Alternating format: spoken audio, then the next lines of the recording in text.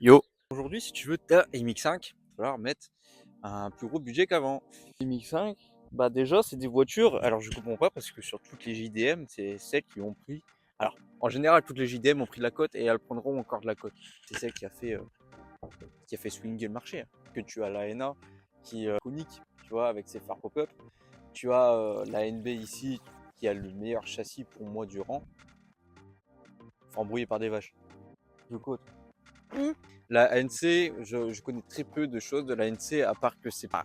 Alors là, il y en a qui vont me taper dessus. À part dire que c'est pas la meilleure version de MX5 qui est sortie, tu vois. Si tu te décides à acheter une MX5, c'est parce que tu as envie d'avoir les sensations de conduite d'une MX5 et pas d'une autre. Une Civic, que tu auras les sensations d'une MX5. Déjà parce que tu as le soft top, tu as le châssis en 50-50, tu vois. Et ça, tu le sens fort, hein. Choisir une MX5, pour moi, c'est un bon choix quand tu es jeune. Tu es jeune parce qu'en fait, c'est pas très puissant. C'est 110 chevaux, hein.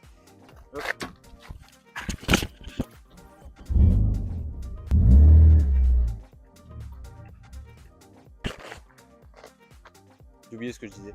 Donnez-moi une rue, putain, parce que là, par un chemin, un truc là, c'est stylé, tu vois, mais là, c'est pas chez moi, frère. Souvent, on cherche un hangar d'ailleurs. Si tu veux bien commencer avec une MX5 quand t'es jeune, tu peux prendre la NA et la NB. Une NB comme ça, t'en as pour une vraiment très propre, entre 8 et 12.